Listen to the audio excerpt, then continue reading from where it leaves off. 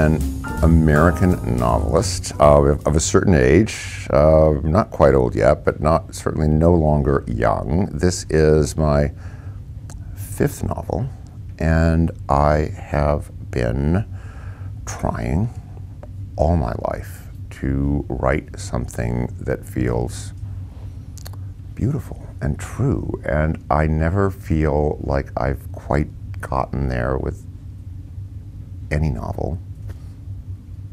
So I write another one, and then another one, and then another one.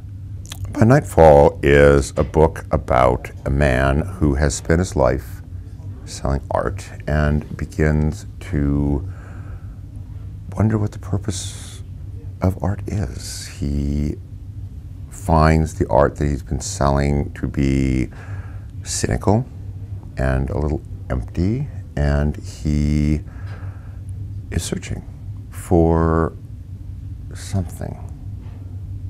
He's thinking it will be an artist who produces something beautiful and true and lasting, something more like Michelangelo and less like an installation involving bottles and strings. And he does find a certain earthly manifestation of beauty, but it is not what or who he had in mind, and things happen after that. I never base my characters entirely on actual people I know. Well, for one thing, because I want my friends to keep speaking to me. And maybe even more important, I want to feel free to do terrible things to these people, which would be too difficult if they were based on people I know and maybe even love. So my characters are always embodiments of different people I know, myself. They are, well, okay.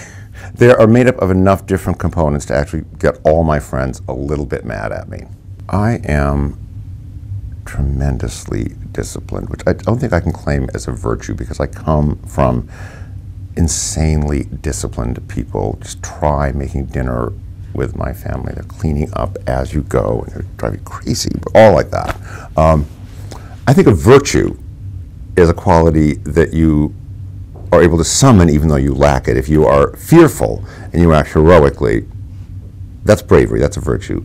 Discipline is in my DNA. So I get up every morning. I live in New York, and I have a studio about a 15-minute walk from where I live, which is great. It's like having a real job. I get up and get dressed, bye honey, off to work, and off to work I go. I get to my studio.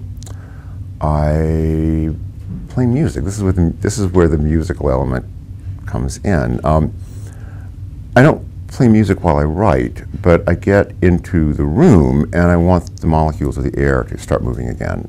Something's gone cold in that room overnight, and I listen to the music and just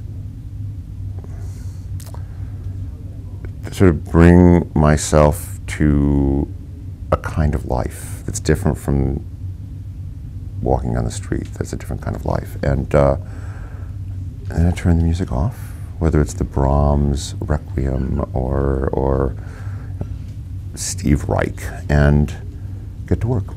And I work at least 4 hours, which includes the days in which nothing is happening. I still sit there for 4 hours. If it's a good day, if it's a sort of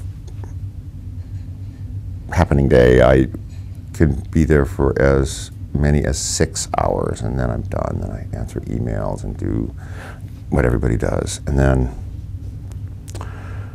by 5 or 6, I run screaming out of that lonely little room into the streets of New York because I'm tired of myself. I'm tired of my solitude. I'm tired of feeling like a figment of my own imagination. And well, it's one of the reasons I love New York.